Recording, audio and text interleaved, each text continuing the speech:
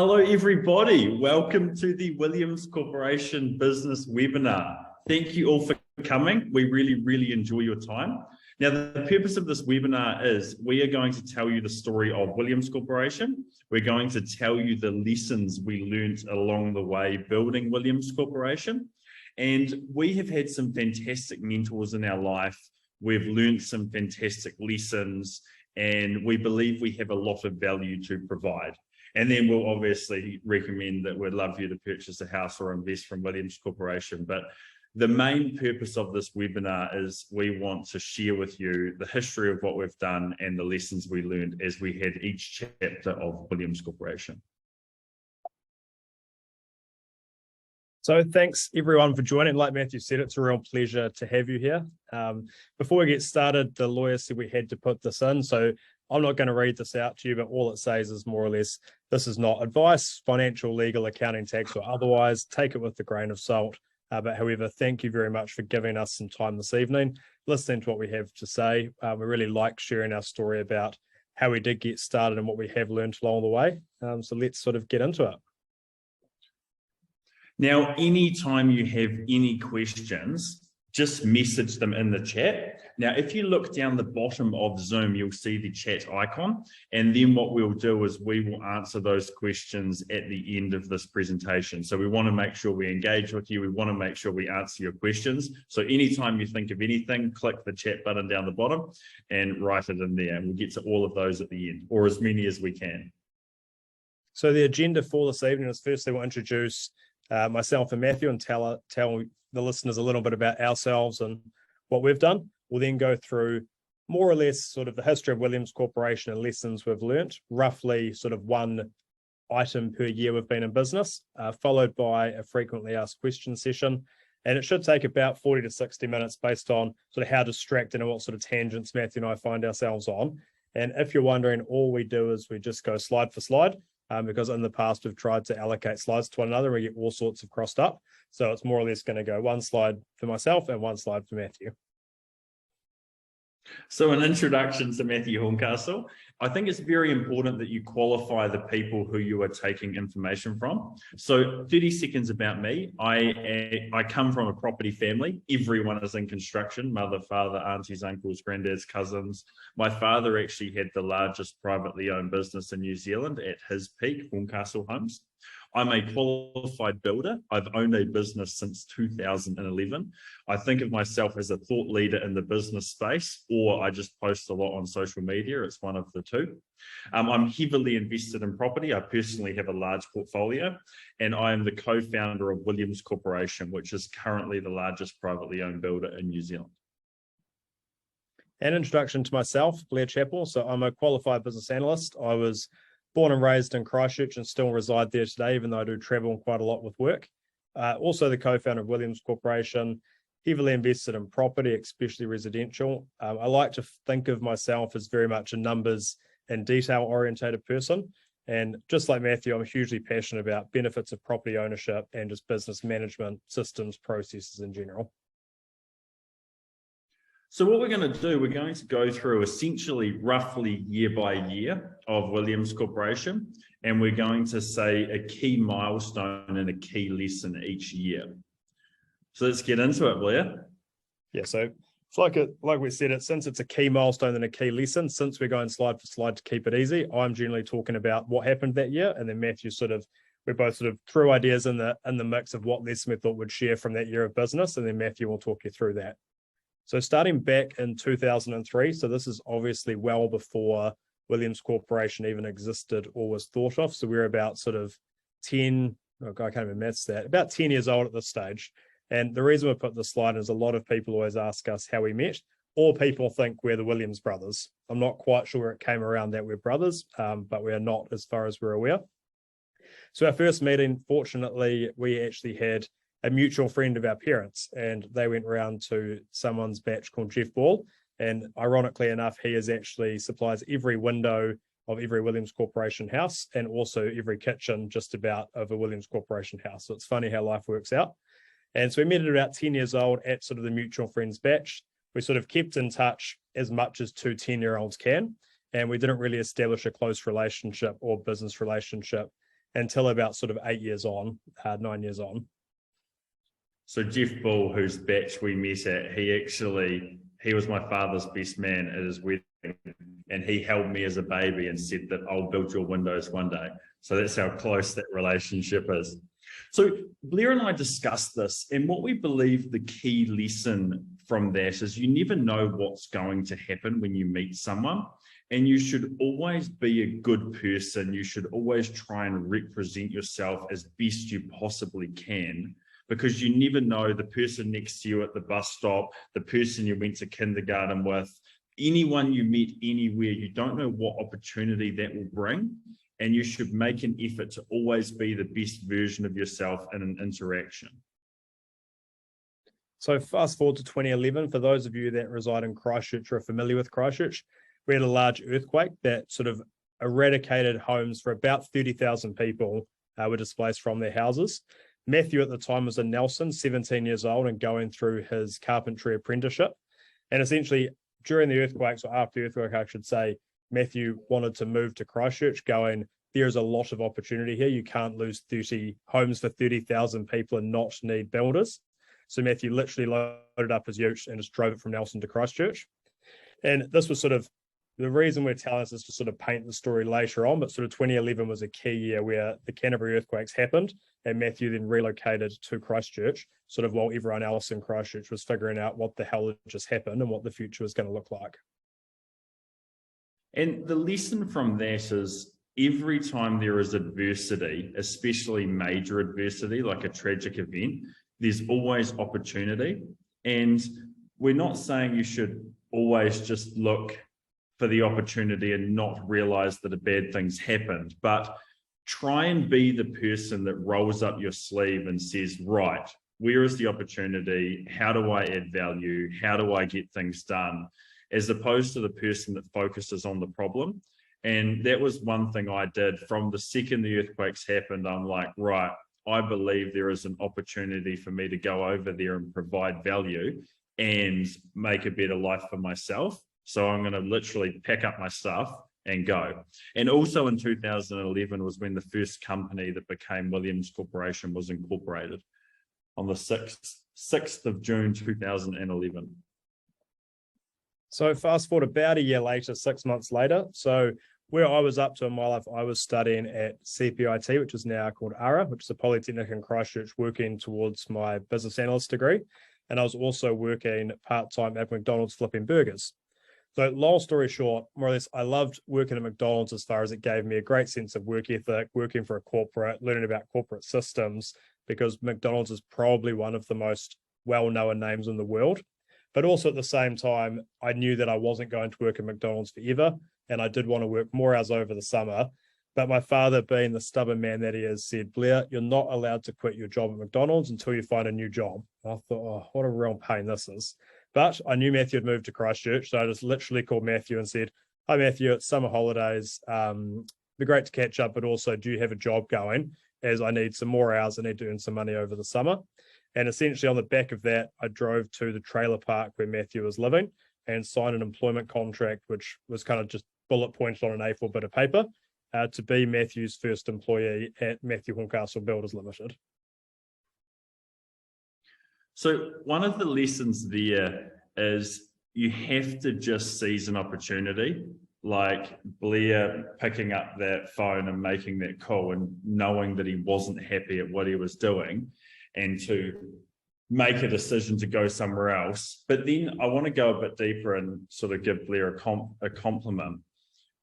Blair was an incredibly good worker. Like, he didn't treat this like just a part-time summer job. Like, Blair arrived, rolled up his sleeves and absolutely nailed it. And we're going to talk about this later, but that's why Blair became my business partner, because of his unmatched work ethic and intelligence. So when you are doing a job, do it to the best of your ability. Like, even if it's a really poor job where you're sweeping floors in a factory, no matter what you're doing, do it with all your heart and all your soul, because if you have to spend those 8 hours a day doing something, you may as well do it well, because one, you don't know what opportunities will come from that job.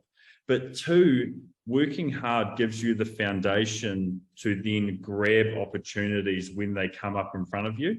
And if you're someone that doesn't work hard every day and doesn't have that skill set, when that opportunity comes up in your life, you'll probably miss it. So 2013, so this photo here is quite a cool photo. It is, it's our first ever office. So this was out behind reception of a trailer park in Addington and Christchurch. And it was literally about the size the photo shows. So at this point in time, Matthew Horncastle Builders had 5 employees. I was one of them. And we generated labour-only building contracts. And this was right around the time when the law changed and we then required temporary fencing on building sites. And that's when we sort of jumped in and started to import temporary fencing to sort of keep up with this change in the industry.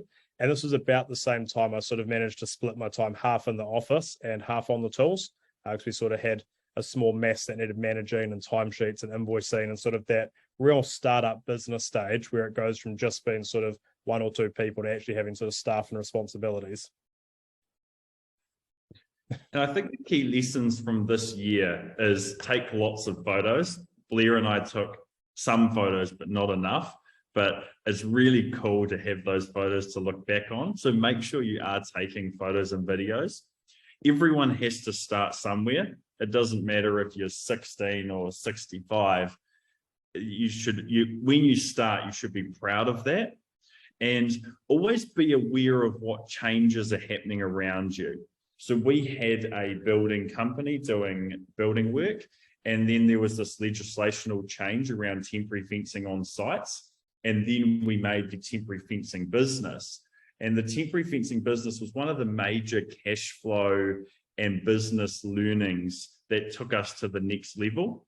And we wouldn't have had that cash flow and learning if we hadn't seen the opportunity of the law change. So I'm not recommending always jump on every opportunity, because that's how you never get ahead. At some point, you have to stick into something, but just make sure you're aware of what's happening around you, because there's always an opportunity right there that you can naturally add on to what you're doing and add to your success. So next year, this was a really, really big and busy year. So more or less at the very start of this year, 2014, this was not quite at the peak of the Christchurch rebuild, but very much well within what was going to be the peak as far as insurance rebuilding all the homes that were lost. So this was really similar to COVID, where you've got sort of staff shortages, skilled labor issues, and you just can't recruit fast enough if you have a business. Ironically enough, that led to Matthew essentially leaving his business, Matthew Horncastle Builders, and going into the family business Horncastle Homes as operations manager. What this led for is I then bought into half the business and we renamed it Williams Corporation. And at the same time, this is when we were very young and energized and sort of passionate and confident, even though we had little knowledge at the time. And we sort of expanded the business portfolio and sort of had temporary fencing and building. And then for whatever reason, we decided to start importing composite decking from offshore and start building sort of decks and things like that. And then by the end of this year, Matthew had sort of finished up with Horncastle Homes, decided that the family business wasn't for him, and he did like and prefer being self-employed and running his own company. And we also bought our first ever development site. So we literally went on Trade Me and we looked at sections in Christchurch and we filtered by lowest to highest. And without a word of a lie, we bought what was the cheapest section on Trade Me, which was about 800 square meters in Aranui for $65,000. So we said, and we also moved in together. So it was a big year where Matthew went to the family business, left the family business. We sort of expanded our little empire by adding in new products, and then also the first development site, which is obviously quite monumental based on what we're doing today. Just go back to that picture, Blair. I just want to explain, if you can. Can you go back? I don't know how to go back. Oh, no, there we go. We have the technology. Blair and I bought a container of composite decking, and I think it was 17 tonne. And see that door on the right, that was actually our storage shed, not the one on the left. So that was actually 2 separate sheds. The one on the left was a friend of ours. And we hand loaded the composite decking into that shed 5 lengths at a time, all 17 tonne. We hand loaded into there. That was dumb. But anyway, carry on. That was dumb though. You can do everything the most efficiently to start with. You have to work hard before you can work smart. So the lesson here is sometimes you can't let money get in the way. So when we did our first property development, we didn't have enough money to do it. We didn't have the $60,000 of equity required. So what we did was we actually had a friend of ours, and it was actually the owner of that shed in the previous slide, Richie. He was the foundation contractor that used to work on construction sites with us. And what Richie did was he put $60,000 into the venture. So he was essentially the seed capital. He got paid 12% interest and he got 50% of the profit. And essentially, even though that wasn't the best deal for us, it got us going, and it was someone that believed in us, and we got our first house under our belt. So I think in the beginning, you can't let money get in the way, and you have to be more excited by doing the business, and you have to really love what you do and want to do the work, and the money comes. Now, does that mean you should put yourself in a seriously uncommercial deal? Absolutely not. But yeah, we definitely didn't let the money stop us. We found a JV partner. We signed a deal that was very, very favorable for him. And we got the funds at, how old are we? 19 or 20 to do our first property development. So on the back of that, so we're going forward just about another year. Now, this was a really, really interesting year. So sort of we finished our first ever spec home, and after giving Richie half the profits, we made about $11,000. So it wasn't really going to retire us, was it? We couldn't really quit our day job making $11,000 and building one house for the entire year. And that was before we took a salary out of the company. So our first project definitely wasn't the best. So this year, this was when, for some reason, we had the temporary fencing business running quite well. We had sort of the building, we had our first sort of spec home that was nearly finished. For some reason, we thought our definition of success was having heaps and heaps of businesses. And also we sort of thought that's what diversity was, is just having lots of different businesses. So if one's not going well, then another one is. And we literally did everything. We had like a solar power company, we had a waste company, we had an IT company doing websites and systems. We then bought a civil company with trucks and diggers and existing contract. And it was really the epitome of spreading yourself thin like a pancake and throwing mud at the wall to figure out what would stick.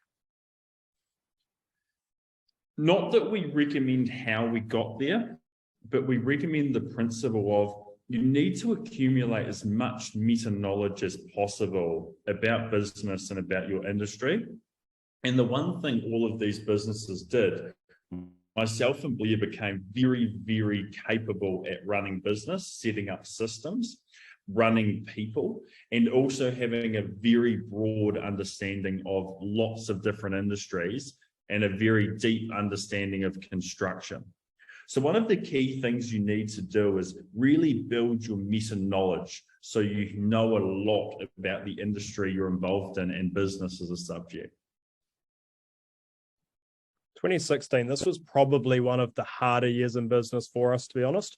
What happened in 2016 is sort of like we shared earlier, 2014, sort of 2015, that was the peak of the Christchurch rebuild, where if you could build a house, you could sell it. If you had a ute and some tools and a bit of strength and a bit of work ethic, you could get paid to do work. 2016 was the year that essentially Christchurch just about caught up.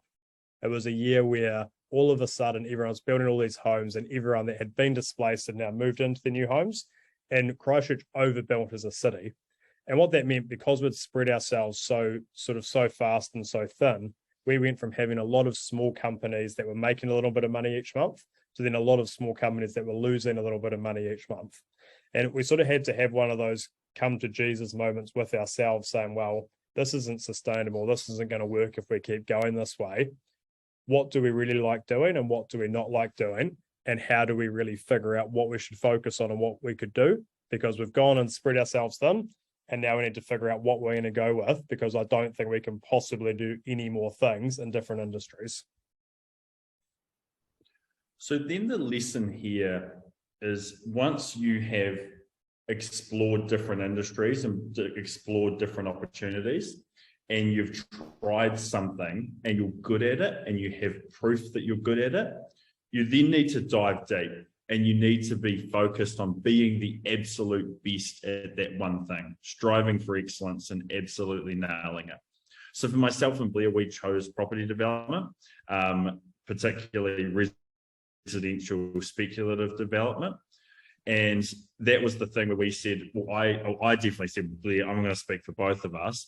For the rest of my life, I'm going to be a builder. I like building houses. I'm good at it, and that's what I'm going to do. And then it made it really simple just to put your head down and nail the work. It was actually one of those that, yeah, it's kind of a relief when you can finally figure out what you're good at, what you want to do, and then get rid of all the noise in the background. But I think what we learned there is the hardest thing is you have to go through all the noise to figure out what you're going to do. I think it's not that common where people just have one business or one industry and then that's them for the rest of their life and they never change tune. We just had a rather unorthodox way of doing it, but it's really nice to find that one thing. So on the back of that, because we now know exactly what we wanted to do, essentially, we sort of thought, well, we've sort of grown in the past, spread ourselves thin, made a bit of money, lost a bit of money. We want to make sure we're doing this in a robust, sustainable way because we're going to do one thing forever.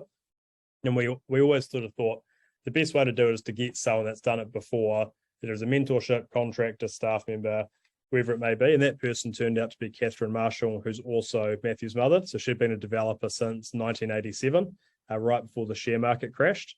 And when she left Horncastle Homes and moved to Nelson, she continued doing residential projects throughout Nelson. And we sort of thought that the best way for us to be sustainable and be around for a long time and not be one of these developers that go broke is to sort of get somewhere that's done it before, seen different market shares, and sort of know those key triggers in the industry to look for that we may not be privy to because of our age. And this is in life, you need to build the right team. And whether that be your wife or whether that be lawyers, accountants, architects, whether that be staff or whether you're a manager and you're building your team within a business, you need to understand what your goals are. You need to understand what strengths you have and areas where you're not strong in or areas where you need to fortify and then bring in the right people. And for us, we needed somebody with a track record and somebody that had a lot of financial nous. And we found that in Catherine. And she was a great asset for us to run the business and run things past her to be like, do you agree with this? Do you agree with that? Because she'd seen it all before. And then she was very good for us to get funding because she could sit with investors and say, yep, I've seen what we're doing and I agree with it. I've traded through 3 economic downturns and what we're doing is robust. So it was really person with the experience. Yeah, it's all about building a team for sustainable growth. I think it's one of those things where people are quick to build a team with too many like-minded people in one aspect and then too many shortcomings in another aspect. So it's sort of, I think business is a constant adjustment of like accelerator and a brake. And you can't have too many brakes in a business or too many accelerators in a business, but it's all about that sustainable growth, not having 3 good years and then going broke and having to start all the way from zero again. Yeah. So building the model. So this was sort of 2017. Like I said, there was a hangover from Christchurch overbuilding houses. I think there was a stat of about 160 construction firms had failed in 1 year in Canterbury.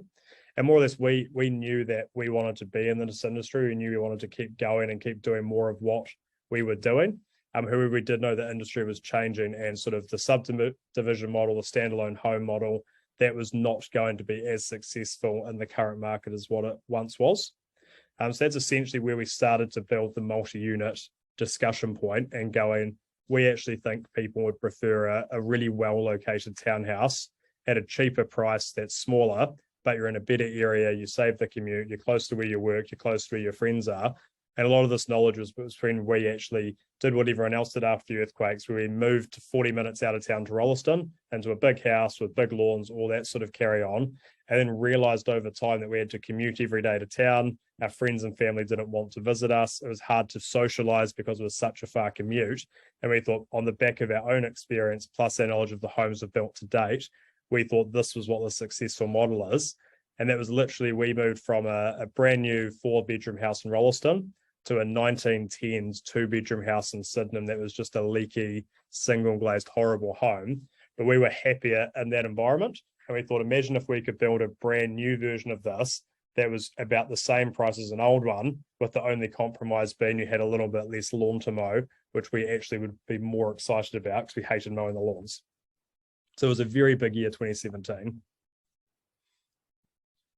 And the main lesson from 2017 is when you've found something successful and you have a track record of nailing it, just turn the dial up.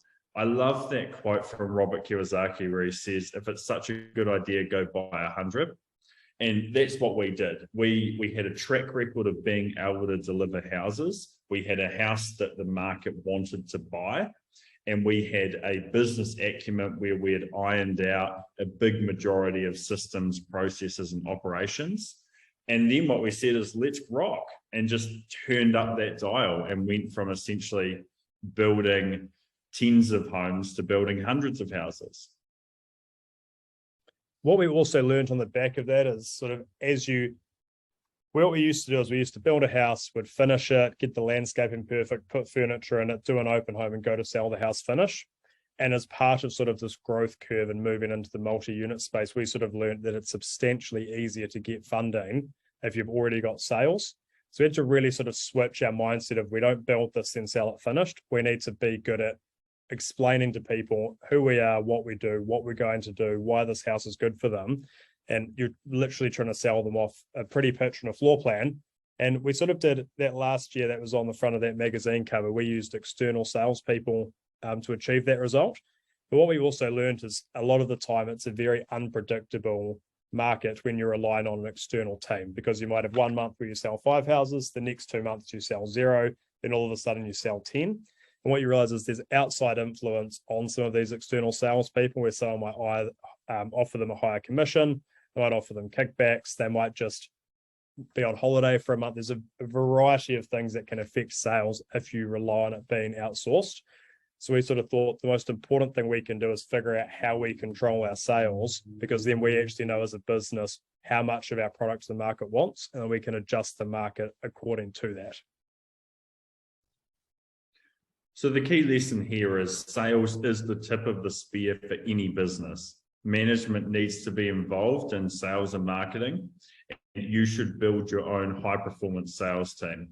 I think that's one thing Williams Corporation has done extremely well. We have, in my opinion, the best sales team in the entire industry, and we achieve huge results. And that's because right since essentially, what year is this, Blair? 2018.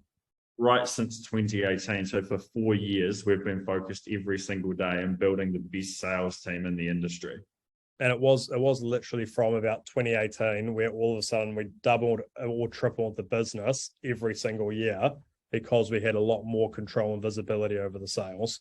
And because we had control over the sales, we were a lot more confident to make those decisions. It wasn't so much of a question mark as to how many homes we're going to sell that month. It generally followed a trend, either upwards or downwards. Stephen Pike started in April, so that was our first sales employee. And up until then, we didn't even have a CRM. It was like a spreadsheet and bits of pad and paper writing down anyone that inquired on Trade Me. So 2019, that was a cool year. So this was like I sort of talked about. We had our own sales team. We sort of really doubled down on what we were doing, and we grew to be. This is based on building consents issued for only 12 months. It's a report that comes out. We managed to grow to be the 2nd largest in Canterbury and the 13th largest in New Zealand.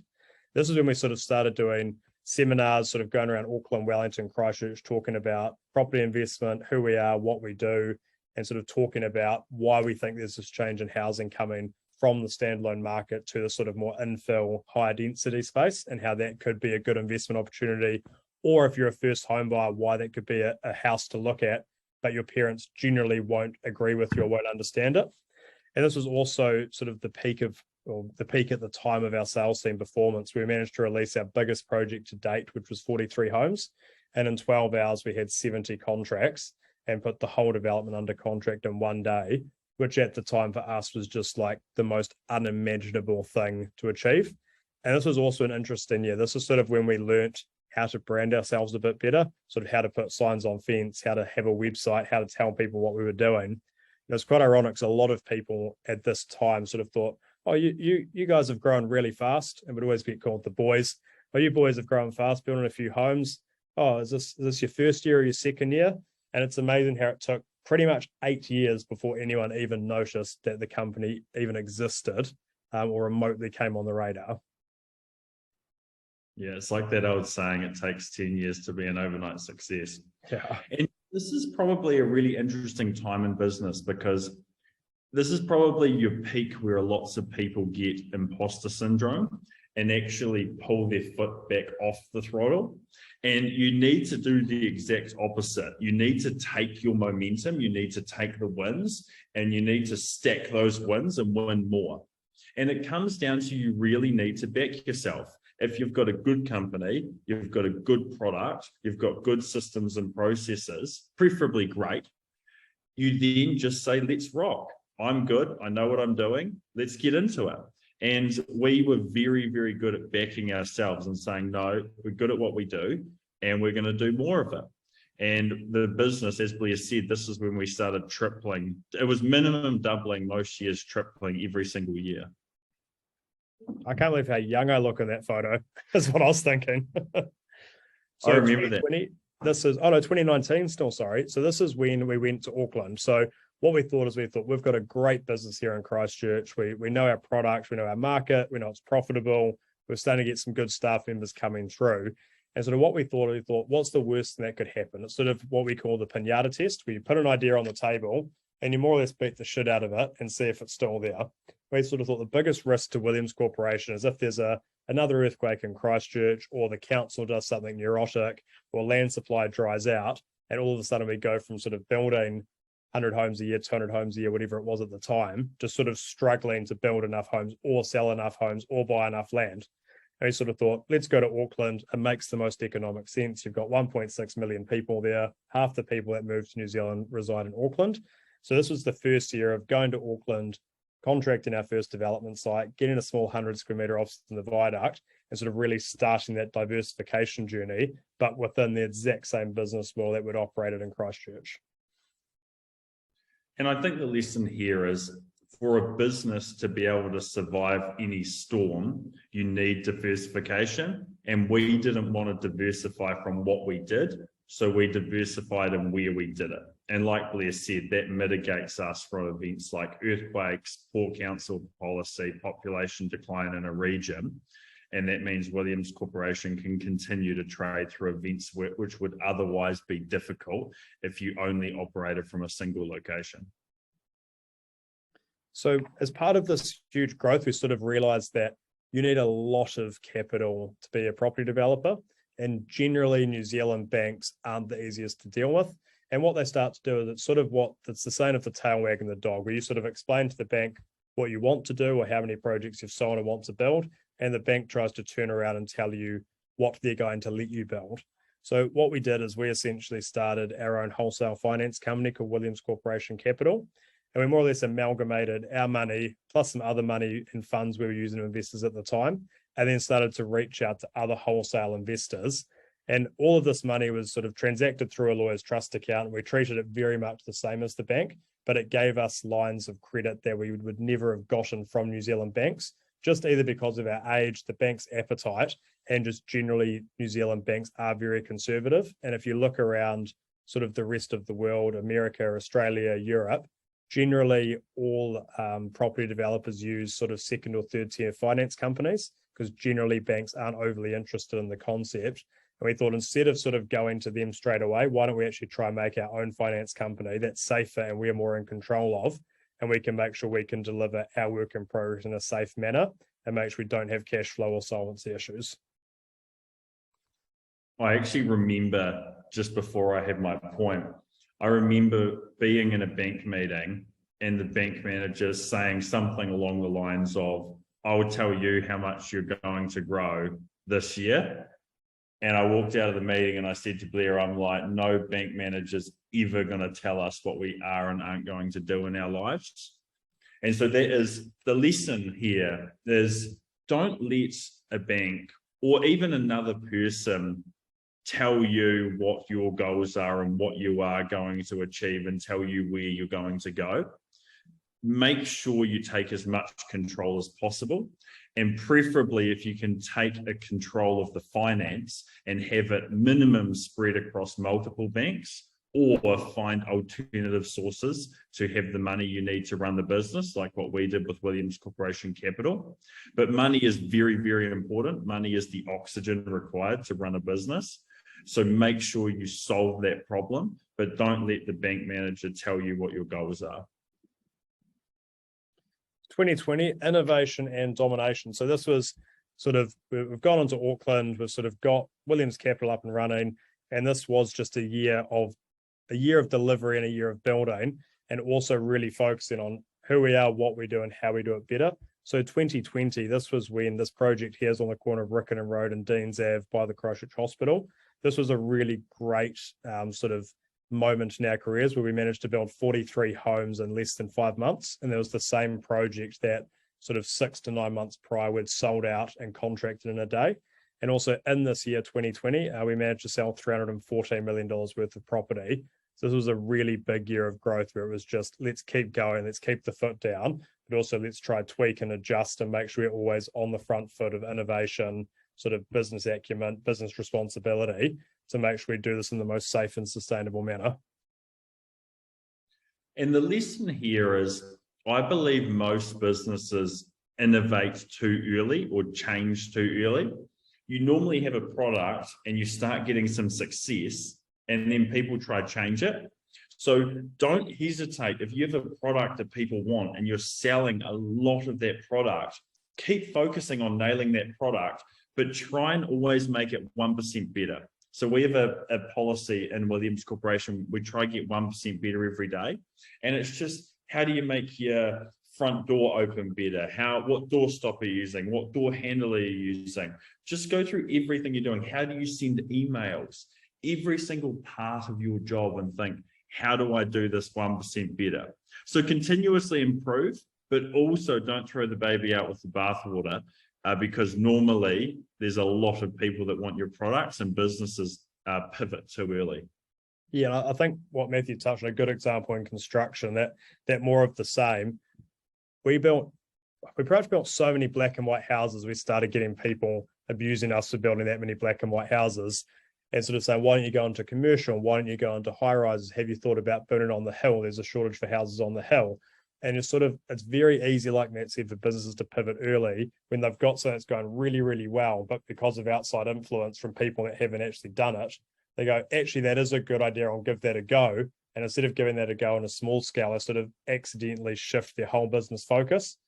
And it's just really important to not, I suppose it's leaving your ego at the door, isn't it? It's not trying to go after I don't think we have any I need to fact check myself, but I don't think we have any black and white houses for sale at the moment, because I had someone request one the other day. Yeah, I think what I said to people that said you've built too many black and white houses, I said Steve Jobs has sold a lot of black iPhones and Toyota's sold a lot of white Hiluxes, and they go pretty good.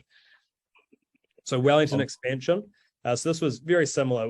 We'd been in Christchurch for years, successfully been in Auckland for a couple of years. And what we thought is we learned a lot from going to Auckland. Like, we sort of had this preconceived idea in our head of, we'll go to Auckland, employ a few people, sort of buy a site, it'll be really easy, really straightforward. And we sort of not got kicked in the teeth, just we learned a lot from opening up in a new city, just how councils operate differently, how there's difference in suppliers, contractors, planning rules, all of that sort of stuff. And we knew that Wellington at the time, and still does, had a really genuine housing shortage. It was an affordability issue, but it was also just a genuine shortage of bedrooms. And we sort of thought, we are in the business of building one well-built, well-located, affordable townhouses. Wellington literally has a shortage of homes. We've just learned a significant amount from going to Auckland and setting up.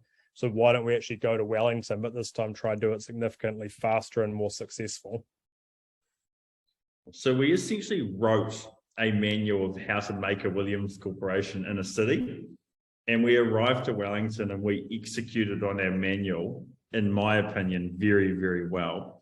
And we, within 2 years of arriving, we were the largest builder in Wellington, twice as large as the second largest builder. So we arrived and we absolutely dominated. And that is because we wrote how to make a Williams Corporation essentially as a checklist, and went through check by check and nailed it. And so the two lessons are, make sure you have operating manuals, make sure you're writing things down, But the other one is, if you want to come into a new market, I reckon the way is to come in hot. Make sure you make some noise and dominate. Yeah, and that was, like Matt said, the largest builder con is based on his residential building consents issued. And sort of that photo there was our first Wellington office, where we went into a shared office space first, made sure we know what we were doing, and now we're in a really nice office in the city. But it's also making sure you sort of bootstrap appropriately when moving regions. You don't just get all the money you've worked really hard for and then go too soon, too early with overhead and expenditure. Singapore expansion. What we did with Singapore is it comes back to sales, the tip of the spear. The more houses we sell, the more we can build, the more cities we can be in, the more staff we can help, the more contract and suppliers we can help. And we sort of learnt that in Singapore, Singaporeans can legally buy New Zealand property, which is very, very rare, because generally New Zealanders can, Australians can, and then Singaporeans can. What we thought is, at the moment we are selling houses in New Zealand, there's 5 million people here. In Singapore, there's also 5 million people, but because of the geographical size of Singapore, we can service those 5 million people with one office. We flew to Singapore and started speaking to sort of real estate agents, salespeople, people in the industry, and said, please tell us how this sort of works. And they said, we sell some Vietnamese properties, Cambodian, London, a little bit of Australia. And we said, what about New Zealand properties? And I think about the 3 that we asked all looked at us at different times and said, oh, we love New Zealand. We'd love to sell homes in New Zealand, but no one's ever asked us to. And because of our prior rules and prior learns, we thought we have to control the sale, and we can't contract out of that role. So that's why we created an office in Singapore, once again, starting a shared office space before getting our own. And now we have a sales team in Singapore that does a fantastic job selling our homes in New Zealand. So the lesson there is, if you're in a business, you own a business or you're a manager, think to yourself, how can I get more business? Where is there a market that I'm not servicing? And Singapore's a no-brainer, because we could double the amount of people we were selling to. So we were originally selling to all of New Zealand, which is, say, 5 million people. And then we got another 5 million people to sell to by opening one office. So just sit down and think, where is the biggest amount of people that I'm not servicing, and how do I service them as effectively as possible? So 2021, this was, what year in? So it was last year. This was just celebrating the 10-year milestone. So it was quite cool to cross the 10-year threshold. It's not one of those things where it doesn't feel that important or that special, especially when you've got goals and longevity plans like us. But it is also one of the things that's really nice, sort of take the teams out, celebrate the small wins, have a good time, and sort of recognize those milestones, but also making sure you're planning the next 10 years, 20 years, 30 years, 40 years. I stole your lesson. Sorry, Matthew. Yeah, you nailed it. Expand on it now. The lesson is just always celebrate the small ones. Don't be afraid to throw your cat a birthday party. So culture, what we learned at this point in time, the business is and remains to be quite big. It's sort of multiple offices, multiple countries. And of course, Matthew and I can't be everywhere at once. And we sort of thought, well, one of our sayings that's always said around the offices, without rules, we're nothing but savages. But it's the epitome of the best way, in our belief, to have good culture is to have the right people, self-policing culture that everyone's bought into. It's putting the culture on the table, which is a bit of a buzzword, but culture is the expectation, who we are, what we do, what our work ethic is, and then making sure that if a manager or someone's not around, the team is holding the other team members to account and to a high expectation. Now, we could do a whole webinar on culture and how to build culture, but I wanted to say one point that has probably caused me the most grief and tripped me up the most, and that is equality. There's always a reason that an employee comes up with, or a manager comes up with, why one person should be treated differently. One person should have a different set of rules. And I can explain to you a whole lot of scientific studies about why that doesn't work, but no good deed goes unpunished. Every time you bend the rules for someone, all of your rules then have a lower standing to all of your team. You have resentment from the team to that individual, and then you have resentment to the manager, and you pretty much undermine yourself and undermine your organization. So one of the main rules is equality. All the people in the same group should be treated equally under the same set of rules and the same set of principles. And every time you break that cultural point, you will get copious grief. And I've probably broken that cultural point about 50 times and been kicked in the teeth every time I did it. So Tauranga, we sort of thought, so where else are we not servicing the market? Like we said, we're sort of Christchurch, done Auckland, grown into Wellington. We thought sort of Tauranga is most likely the last place we'll build in New Zealand, at least for the foreseeable future, just based on we like to target metropolitan cities and population. So sort of roughly about a year ago, we decided to try out Tauranga. So we've got about 3 to 4 development sites there in our first project underway. And it was just one of those things of diversification, being able to have more product offerings, whether it be investment properties, owner occupiers, what investors are looking for out of Singapore, but just making sure we're sort of building that company foundation as strong as possible to make sure that if, for example, we want to buy land, we've got the most amount of places to look to do that. And much like if someone wants to come in and buy a house off Williams Corporation, we've got the most product offering without trading in very small cities where you wouldn't be able to justify the overhead of doing so. And the lesson there is you get to a point of natural progression. We actually did very little to set up this Tauranga office, and the business, the monster, which is Williams Corporation, started snowballing and wanting to grow all by itself.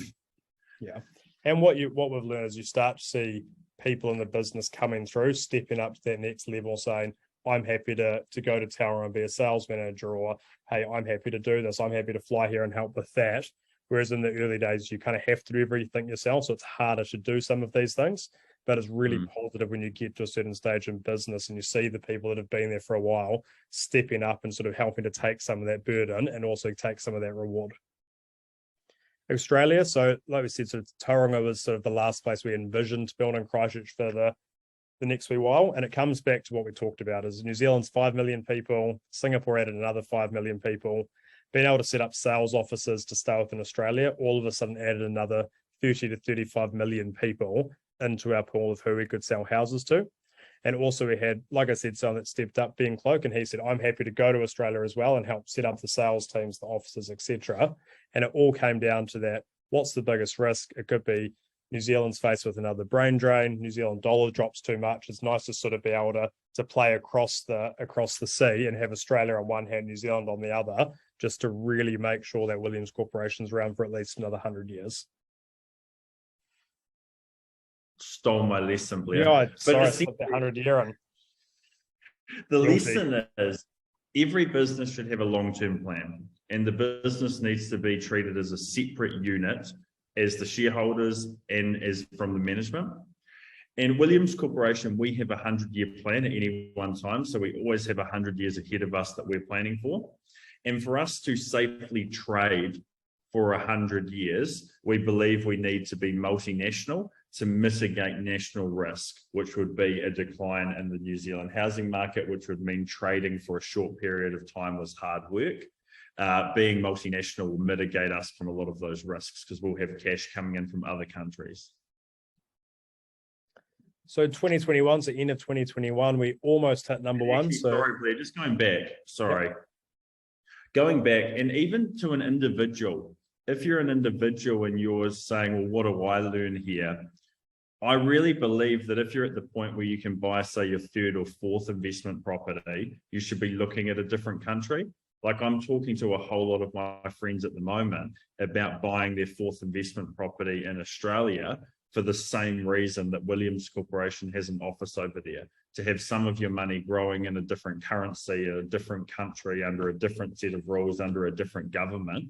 I believe that will keep you safer for the long term. That's a good point, actually. So almost number one. So based on that building consent report, we hit the second largest residential builder in New Zealand based on building consents. And what Matthew will talk about in the lesson is sort of what our goal was when we started in business and sort of where it's ended up. But this is a very important lesson learned by Matthew and I. Well, I remember sitting in our office going, wow, I wish we could sell a house a week. Wouldn't that be crazy? And then we hit that and we're like, imagine if we could be bigger than Horncastle Homes and do 300 houses a year. And then we hit that. And then we go, imagine if we could sell a house every single day. And then we hit that.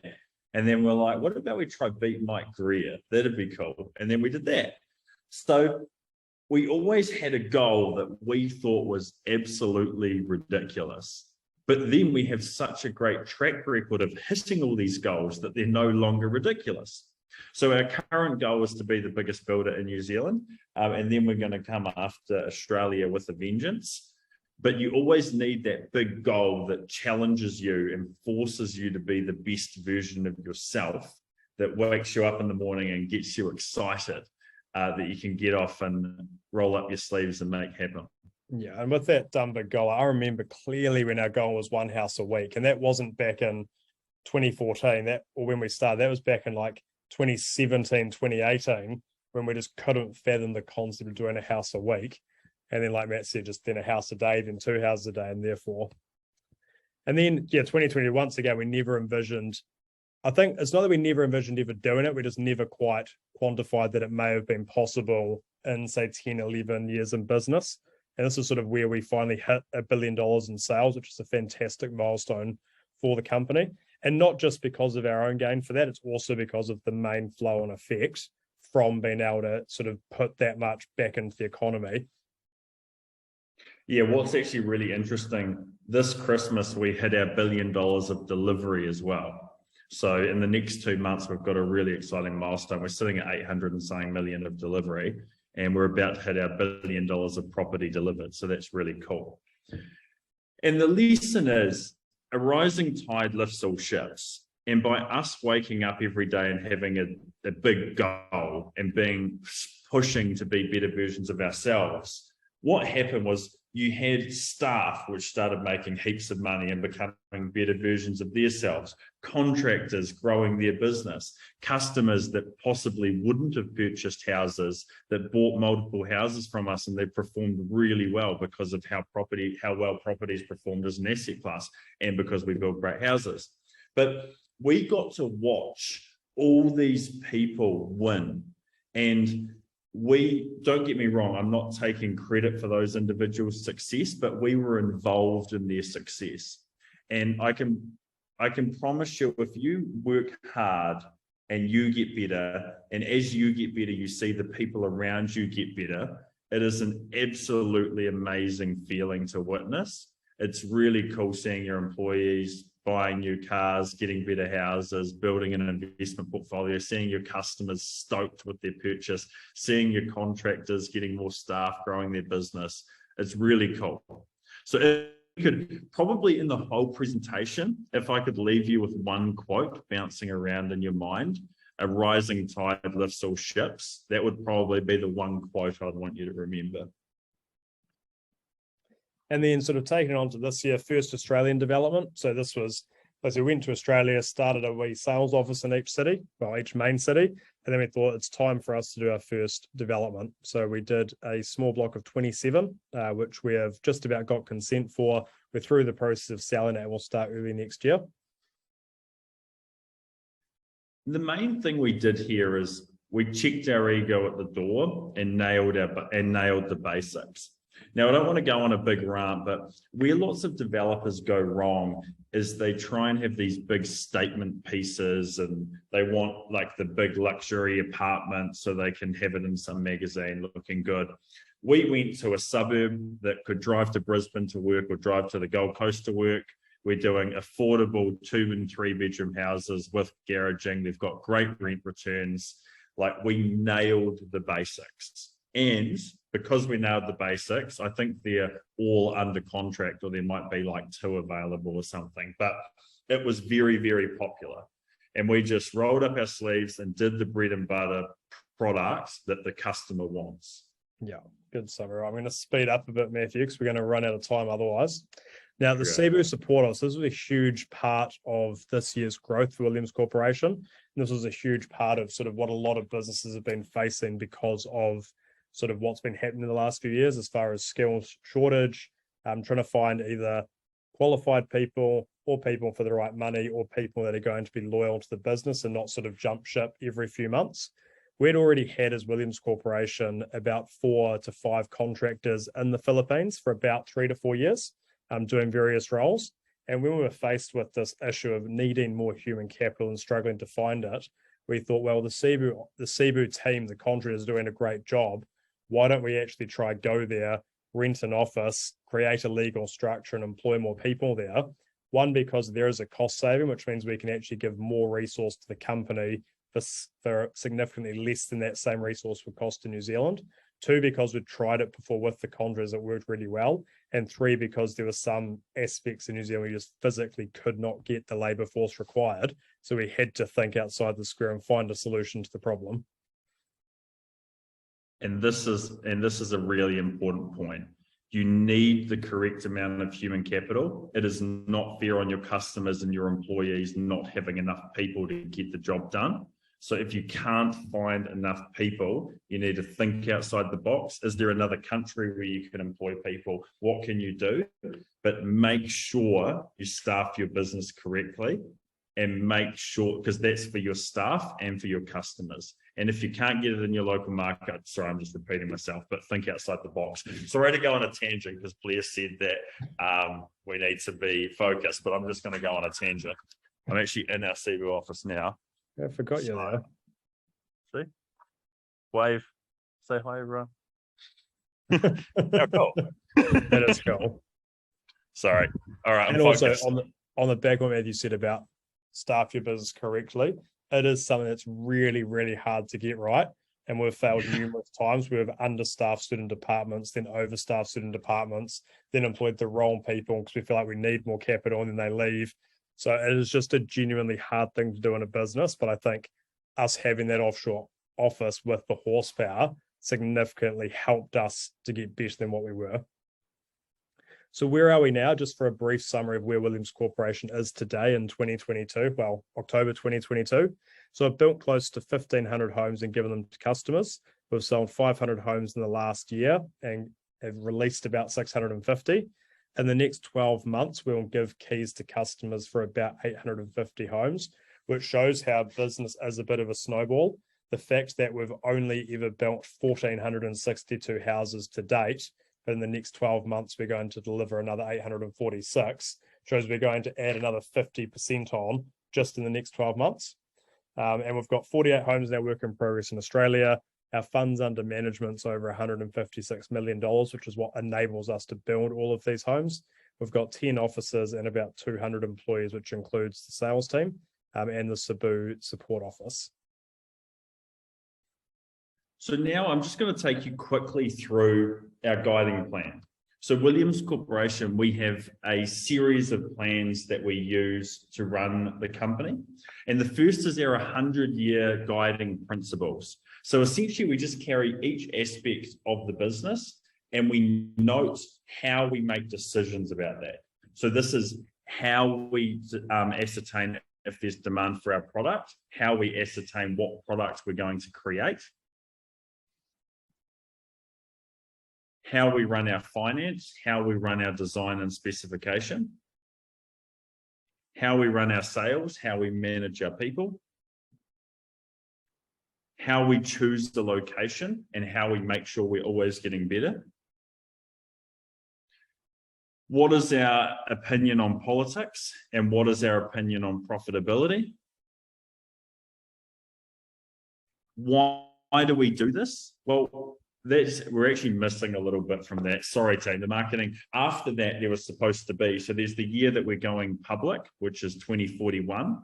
And the reason we're going public is because we want to make sure that Williams Corporation is passed on to the best possible management and owned in the best possible way for the business to follow our 100-year plan. And we believe the public market will be able to do that for Williams Corporation. We then have a 5-year plan of what we're trying to achieve and a 1-year plan. So that's what the Williams Corporation plan looks like. So why do we do this? We want you to be successful. Blair and I got to sit down with extremely talented business people and have one-on-one discussions like what we're having. And that was a big part of how we made our success. And then we put our own take on it and we had our successes. Now, we want to pass on as much information as possible. So you, someone that's following Williams Corporation, can go out and achieve your goals. And then if this information makes you hyper successful, you can come back and buy a house from us or invest money with us to say thank you. And we touch on the guiding plan and sort of our 100-year plan, 5-year plan, 1-year plan.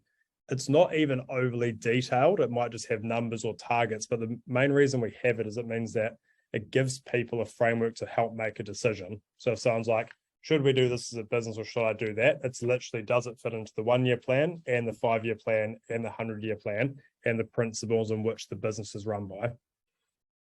Very well said, Blair. So now we get to do the QA. So make sure you have asked questions in the chat.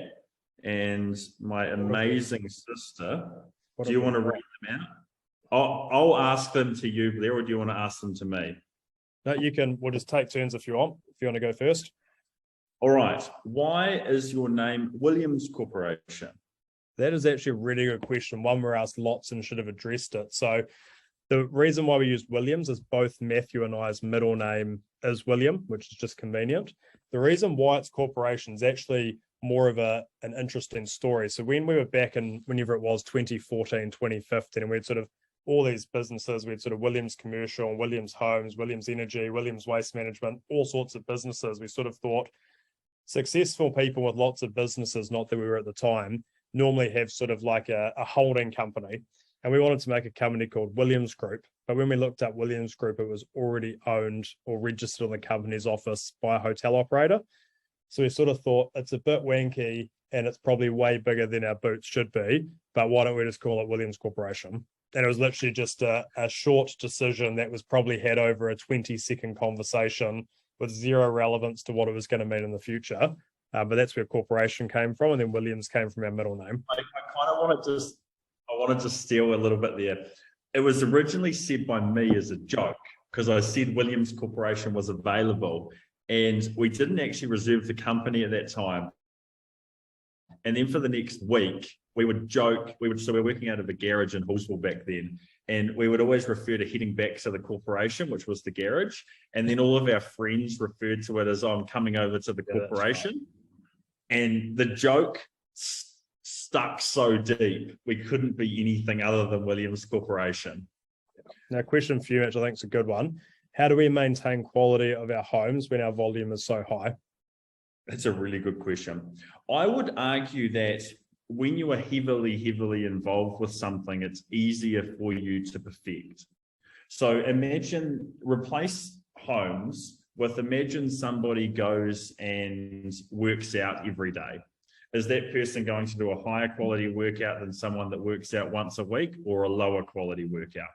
So essentially, because we're doing the same thing every single day, we can create the systems and the processes to perfect our craft. So we can finish a house and say, I don't like that doorstop was there. We need to do it this way in the future, change our plans so all of those houses are built differently. So every single house, every single day, in every single city and every single country, we have different teams perfecting different items. And we might have our architectural team right here in Cebu work out a better way to install a laundry cupboard. And then we update all of our plans in New Zealand and Australia. So our scale and our mass allows us to perfect our quality in a way that I don't think we were doing when we were significantly smaller. Yeah, and I think two other small things to add on, just to touch on this question, is one, we do use external quality control companies that come through at certain stages of the build. So they come through once the slab's poured to make sure it's level, before the jib goes on, and then before the house is handed over to a customer. And they're an external party to us that essentially go through, check the quality, write a list, and then we issue it to the sub-trades. And then we have an internal sign-off process to make sure that that sign-off process has been done. Very well said, Blair. Right. What do you consider the main reason that property developers fail, and how do you avoid these? Good question. I suppose that generally replace property developers in any business. it's usually sales and cash flow. So I suppose for us as property developers and as property developers in industry as a whole, property developers are notoriously internal optimists as far as a personality type. They go, I'm looking at that and I think I can build this grand building here and someone's going to buy it from me and I'm going to make some money along the way. But I think as a property developer, you also need to be a realist. And where this ties into cash flow is most property developers are limited in capital, all are. You can always use more capital, but having our own capital funds help us substantially overcome that. So property developers that don't have sufficient capital to meet their ambitious growth goals, what usually happens is they'll start stacking projects on the back of previous projects. So they might go, I have $500,000 in this project, but it should be finished in December, and I'll get paid for that job in December, get my money back, and I can settle my next block of land in February. And then once that project finishes in July, I can settle the next block of land in September. And usually as a developer, those projects are getting bigger and bigger and bigger, and those dollar amounts are getting bigger and bigger. And then what usually happens is you might have a really wet winter. You might have an unexplained pandemic where you can't leave your house for 1 to 2 months. And all of a sudden, it's kind of like a domino effect where you didn't finish your development when you thought you would, which means you miss your payment on the bit of land you were supposed to be buying, which means you get put on default on that project, which then makes you in default for your other loans. And essentially, it's like a series of unfortunate events that can be explained like lining up dominoes and stacking them over. Whereas what we do, we don't rely on funds coming out of current projects to pay for future projects. So that's the easiest way to summarize it, is once we go unconditional on a block of land and we go, we've got a legal obligation to pay for this, even if it's in 6 months' time, we already mark that money as spent and essentially leave it sit in our bank account for that land purchase, as opposed to going, we need to pay for this in July, we've got this project finishing in May, and we've got a 2-month buffer, because over the next 1, 10, 500 years, you're always going to get a few scenarios you never bargained on, couldn't predict. And it's at that point in time, you don't want to lose your life's hard work over sort of chasing one more deal. Very well. I'm going to ask you one more question, because this is a good one and it's your department. How do you keep your project management team delivering on time? I think it's really just about impossible to deliver projects on time every time. But I think there's also ways to mitigate it. That it's never one thing, is what we say in property development. There's never one silver bullet of you need the right builder, or you need great weather, or you need a really good project manager. It's always lots of little things. But I think the main thing is, one, software does help. So we use a software called Builder Trend, and every job has a program in it that every sub-trade and supplier can see. So I think step one is actually making sure that the people responsible for a project can see what dates they are expected to meet, and obviously work with those people to set those dates. There's no point just setting someone up for fail, making a date out of thin air with the contractor having no buy-in. So it's getting contractor buy-in to your program. And then step two is generally holding people accountable by going to site every day, being like, who is on site, who should be on site that isn't, calling them. This is where we're expecting the job to be by Friday. And I suppose construction industry is unique, but also not, where there is a degree of the squeaky wheel gets the grease. Like it's painful and punishing, doing heaps of emails, heaps of phone calls, heaps of following up, making sure we've got Williams Corporation project managers on site every single day checking on it. But generally, you want to be the company where if the trade doesn't show up one day because they go to another job, they know that by 10:30 in the morning, you're going to call them and say, hey, Matthew, I'm on site. You're not here. And you said you would be. So next time that trade gets a phone call to do another job, they actually say, hey, look, I'd love to help, but I really have to finish this job for Williams Corporation, because they're going to know I'm not here. And then there is just a degree of more intangible things of treating your suppliers with respect, treating your contractors with respect, paying your bills on time. Don't set up your contractors to fail by giving them too much work. It's more actually methodically working out what's a fair amount of work to give them that then won't overload them if they have other jobs coming in at the same time. And just communicate, hey, you do a great job painting for us. I don't want to overload you. So how about you do these 5 and we're going to get another contract to do these other 5, because we won't keep you busy all year. But if you just keep saying yes to jobs, but putting the same amount of people on them, we know you're going to fall behind. And then it makes it awkward for both of us. Hopefully that answers the question. Well said. Right. So good one for you, Matthew. Because Matthew is the Audible book king. If you could recommend only one business book, what would it be? So not two, not three, just one. You have one choice of a book. I'm going to be a pain in the ass when I answer this question, all right? And I'm going to be a pain in the ass on purpose. To the writer of that question, and I say this with love and respect, you're trying to cheat the process, right? There is no silver bullet. You can't read one business book and nail it. You have to read all the business books. I personally do about anywhere from 25 to 70 audiobooks a year with an average of probably 45. I've done like 240 in the past 4 years. So like I do 1 hour every single day of audiobooks and 2 hours on Sunday. You have to make education part of your ritual and you have to read all the business books, right? But I am going to give you a very, very good one. But also the business book you need changes based on your chapter, right? Very early on, the business book you need is very different from the one you need after 4 years, after 10 years, after 15 years. You might have anyway, Build is a very good book. I highly recommend Build by Tony Fidel. That's a really good audio book. It's just come out recently. He was one of the head engineers of the iPod. He sold his company Nest to Google for like a couple of $1 billion. He's very good at what he does, and he wrote a very good book. Right. I was going to read one more to myself as well. How do you know when to bring in more human capital? Oh, I was going to ask that. So sorry to interrupt you. The question was to Matthew, how do you know when to bring in more human capital into the company? You're working so hard, you think you're going to cry. No, look, in all seriousness, when do you know when you're going to need more human capital? Well, there's two ways. One, you will have a team or an individual who is clearly too busy.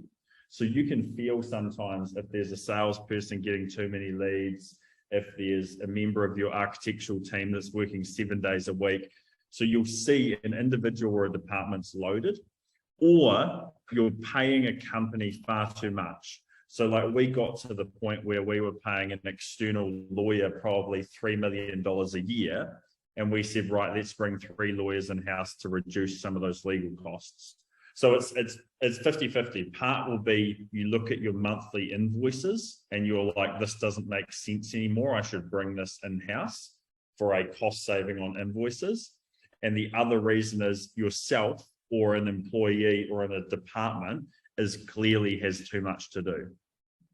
And I suppose the only proviso I'd add to that is it's a really hard one because, as you know, it's so easy and I don't think it's intentional. It's sort of just human nature for people to say, I'm busy or I need a hand.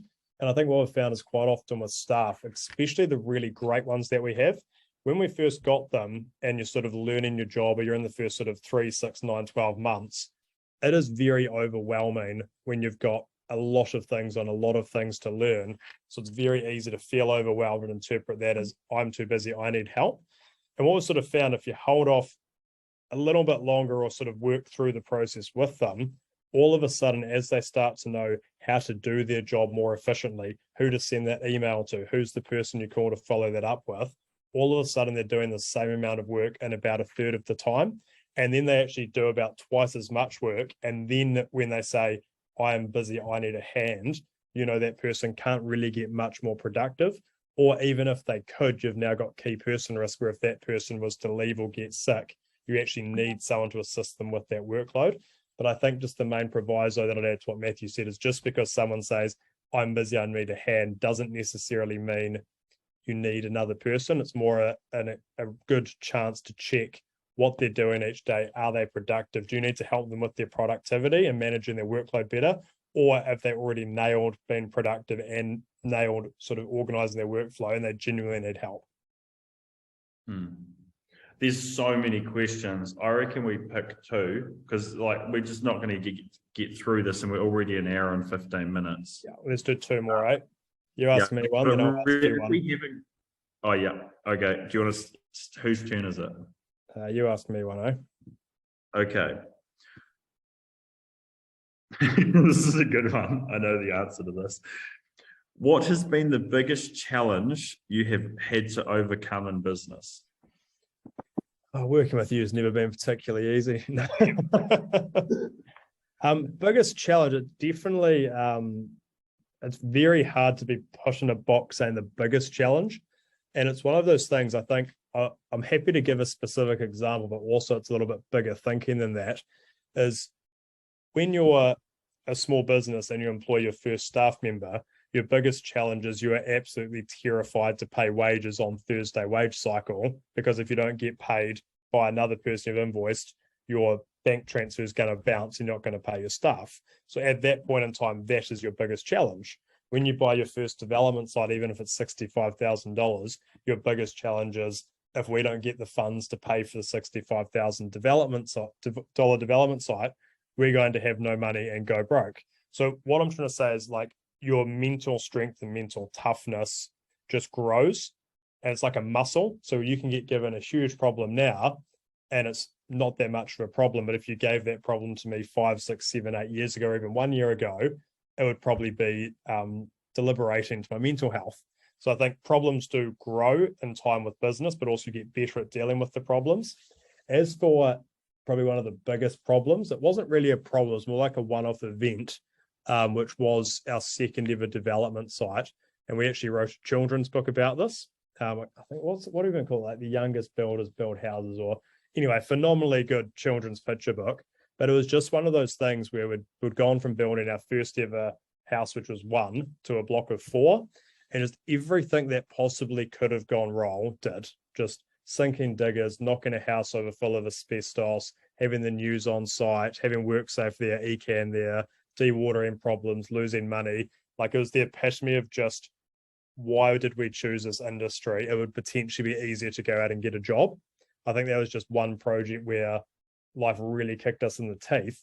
But then in hindsight, that was probably the best university of property development, and it only took about 6 painful months and cost $45,000. So was it a problem that we overcame, or was it a really good opportunity? We just didn't know it. That was a fucking good answer. Sorry, I was trying not to swear on this podcast. That's right. So last question. Let's try to find it.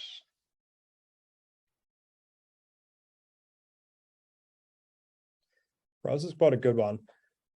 In year 3 and 4, so this was, to be fair, when we were probably in the peak of scheming, how much of your time did you spend on getting systems and processes right? None. So look, being really honest, we didn't, or me personally, it's actually being asked the wrong way around, right? Because I've only really got into systems and processes the last 2 years. But me personally, I had very little to do with systems and processes for the first 8 years. And I only really found them super important to have manuals, checklists, to-dos, governance recently. But I think a lot of people use systems and processes as an excuse not to do the work. Where, like, if you're in a small business, don't write a sales manual, pick up the phone and call 100. Like, I'm not trying to be mean, but and yeah, we did have some system and process in that stage, but wasn't really systems or process. We got quite big on reporting, like reporting the income and profitability for each company each month. But the problem was, what's the point on reporting on profitability when it's like $1,000 or minus $2,000? Where, like Matthew said, we should have ditched the reporting and just said, you know what we have to do? We have to sell more product, more services, more labor, more decks, more fences, more carpentry, and then worry about how to process it out the back end. So it's literally been, in year 3 and 4, we had systems and processes, but focused on all the wrong things, which is reporting on a shitty result month on month on month. Whereas now we've got good results month on month on month. So now we're reporting and putting systems and processes to make it better. But I think it's important to get the results first before you do the systems and processes. Even though that sounds really stupid and counterintuitive, it's like what Matthew said, it's very easy to use it as an excuse to not actually work, where you feel way better about yourself by going through the process, getting a result, getting a win, and then going, I really need to start writing that down to make it better for next time. I had an uncle, and I won't name him, but I had an uncle, and he spent countless hours making the perfect systems and processes for his business, but never sold stuff. Like, there is a reality. You have to go out and fight and make that momentum and get it cranking, and then build the systems and processes around the momentum. But I think people use systems and processes as an excuse not to do the sucky work, which is the, hey, do you want to buy a house? Hey, do you want to buy, not like that, obviously, but like the actual business. I think that the hardest about the actual business, like when you sell your first house, and like, oh, are we able to see a house you've built before? And it's like, well, no, haven't built one yet. oh, you want to buy our deck, and that's great. Oh, do you have a show home? No, actually, you're the first deck we've ever sold. So I do empathize with people. I remember that sale. Okay. Well, look, we're 1 hour and 20, so I think we'll cap it there. To all the people who showed up, thank you very much. I'm sorry we couldn't get through all of the questions, but I did really enjoy this, and we're going to do something similar to this so we can continue to provide value to you. If you enjoyed this, please, we'll send this out as a link. If you could share it, that'd be fantastic with a like-minded friend. And if you want to buy a house or invest in our funds, that would be awesome. We would love to have you as a customer. Thank you very much, and have a great evening. Thanks for your time, everyone. It was great to present to you this evening.